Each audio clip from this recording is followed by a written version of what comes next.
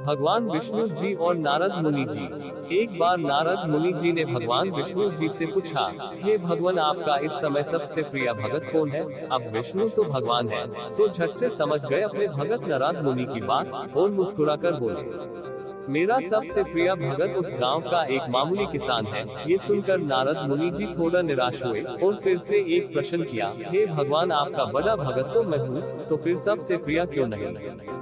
भगवान विष्णु जी ने नारद मुनि जी से कहा, इसका जवाब तो तुम खुद ही दोगे। जाओ, एक दिन उसके घर रहो और फिर सारी बात मुझे बताना।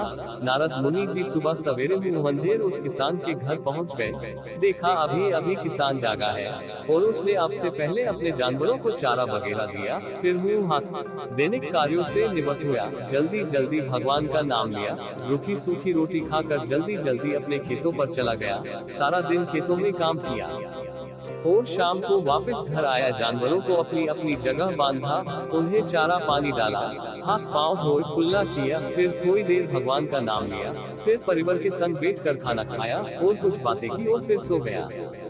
अब सारा दिन ये सब देखकर नारद मुनि जी भगवान विष्णु के पास वापस आए और बोले, भगवान, मैं आज सारा दिन उस किसान के संग रहा, लेकिन वो तो ढंग से आपका नाम भी नहीं ले सकता। उसने थोड़ी देर सुबह, थोड़ी देर शाम को, और वो भी जल्दी जल्दी आपका ध्यान किया, और मैं तो 24 घंटे सिर्फ आपका ही नाम जपता हूँ। क्या अभी आपका सबसे प्रिय भगत वो गरीब किसान ही है?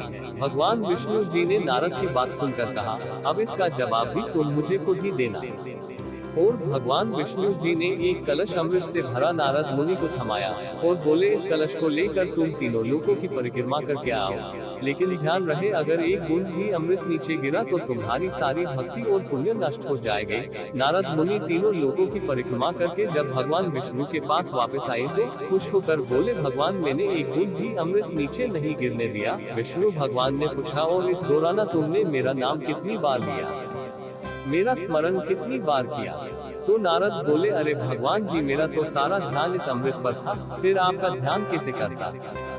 भगवान विष्णु ने कहा, हे नारद, देखो, उस किसान को वो अपना कर्म करते हुए भी नियमित रूप से मेरा स्मरण करता है, क्योंकि जो अपना कर्म करते हुए भी मेरा जाप करे वो भी मेरा सबसे प्रिय भगत हुआ। तुम तो सारा दिन खाली बैठे ही जप करते हो, और जब तुम्हें कर्म दिया तो मेरे लिए तुम्हारे पास समय ही नहीं था।